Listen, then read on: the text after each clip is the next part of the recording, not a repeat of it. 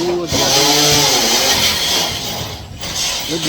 morning guys. Ito, update natin sa ginagawang kisame dito sa terrace. So, ayun, halos nakumpleto na yung framing, kunti na lang sa mga kantohan na lang at saka konting bracket, so para tumibay ng konti. So ito guys, papakita ko. So ayun guys, oh, ayan yung framing, ito yung level, yan, kikita nyo yan, parang galvanisado na yan, yung galvanized steel, yan ang level guys, papunta doon sa dulo. So kulang pa ng paring, mga 4 pa raw. So bibili pa mamaya, wala pa yung sasakyan ng isa, yung service ng pinaka-foreman. So ito, halos mabubuo na guys, oh. So yan, katulad ng sinabi ko, yung level na sa flooring hanggang dito sa ceiling ay 2.26. ang laki lang ibinaba kasi doon sa una yung aluminum foil lang ang sisilbing pansangga sa init pagka matindi ang sikat ng araw. Wow! So ayan guys, oh, halos kumpleto na dito. Ayan sila kuya, dito na sila natulog kagabi para na matapos kagad nila. So yun, dinodouble o triple bracket nila yung portion na yun kasi baka doon ilagay uli yung electric fan para pagkabit hindi naman siya lulundo o uuga. So yun, kaya guys, oh, halos buo na, oh. Sunod yan guys, kakabitan ng metal paring yan. So yun, oh. Tapos yung mga kantuhan lang guys ang lalagyan hanggang doon. So sandali na lang yan. So yun trabaho ko guys, tutuloy ko lang na ang paglagay ng ating extension na PVC, yung packet dito sa may kisame ng garage namin ito. Yan. So yun, so magdudugtong tayo ng 3/4 doon, tapos babaybay natin doon, palulusutin natin sa pagitan ng alulod at saka yung galvanized metal paring. So hanggang lang yan para pagsara nila makakapagsara na sila talaga. At least yan, madudukot ko na yan. Pag duduksal lang yung cover na yon, maglalagay lang tayo ng guy wire para maghila ng wire. So saglit lang yan. Tama. So ito, so packet muna ulit sa table para gawin. So yun, press compress ko tayo kaya umaga para mag-isa tayong gumawa. So yun, abang-abang lang guys sa susunod na update.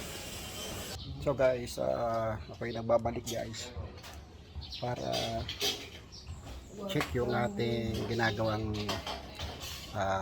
PVC layout papunta doon sa garage para guys maisara na nila maya-mayang konti yung mga sa kisame, yung portion na yun. Kasi pagka naiwan nyo guys, mahirap tayong gumawa kung may takip na. So ngayon pa lang, abangan ko na lang tubo kasi madali lang naman magsuksok siya dahil may guy wire naman tayong ginagamit. So ito na guys yung initial update sa paglalagay ko ng tubo. So ayan guys yung PVC natin na nilagay 3/4. So ayan, ginamitan natin ng heat gun. So yan, so pagka nabaluktot natin dito sa guys sa portion na to, yan, sa portion na yan, dyan tayo maglalagay ng clamp. So yun, dumidilim.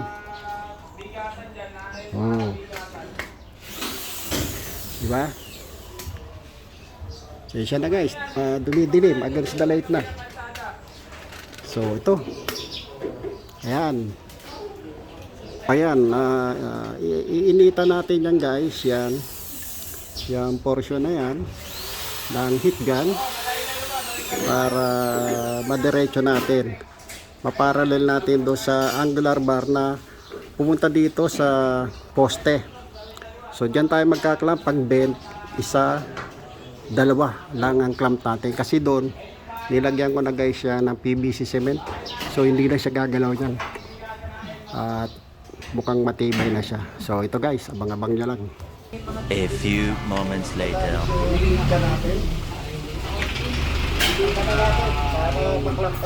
May pera pa.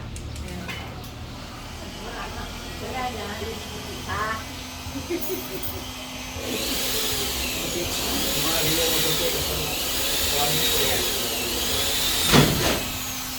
Bumili sa ito. Kasi pakitik. Kasi tatalo ko dun sa libot ko. Bali, magdagdag muna ako ng split mo. Split kasi nito. Ang in-expect niya sa namin, sabi nila 3 meters. Tapos pala ako.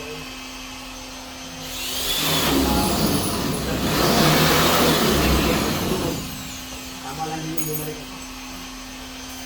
Galit ka ba? Ha? Galit ka? Galit ka na? Ha?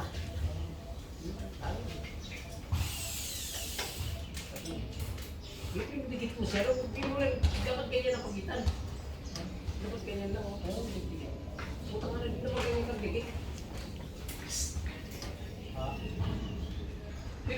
30 lang yun.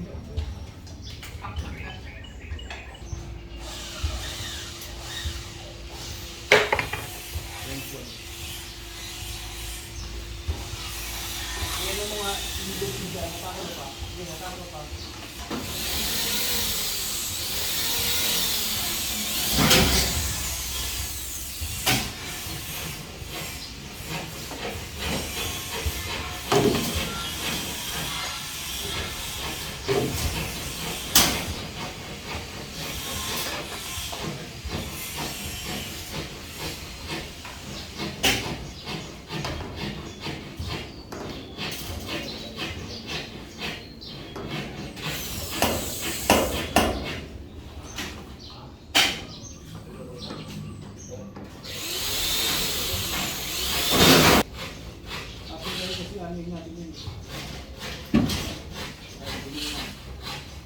Diyan.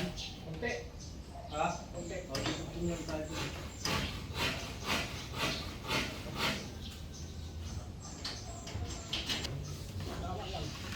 Bakit ko dito ba? Bakit ko dito ba? Oh.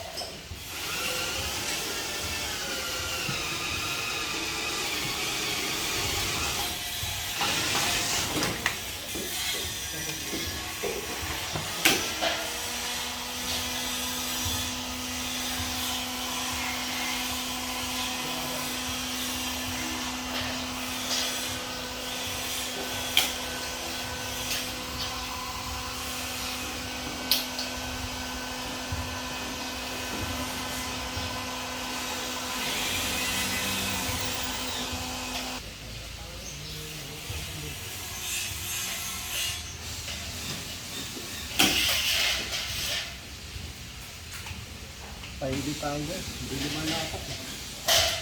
Tukwas. Kasi may upat dito, nakaanak eh.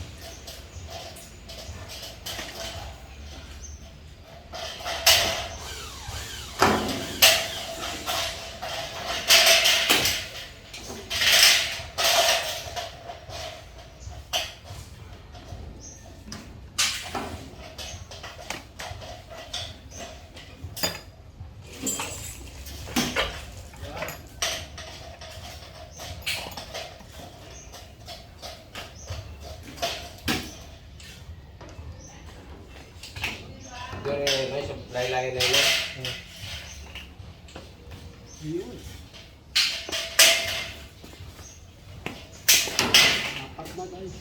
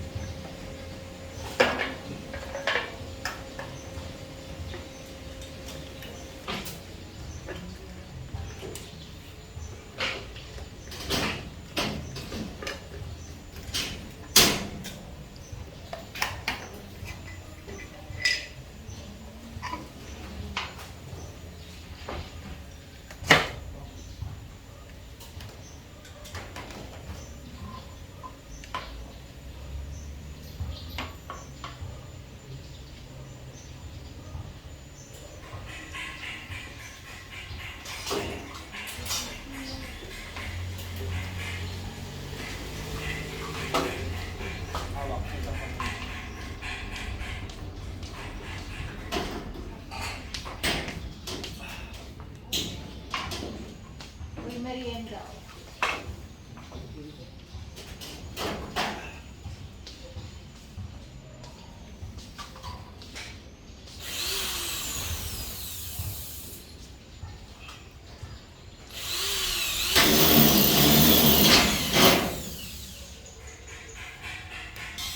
So guys, ayun na ilagay na natin yung tubo.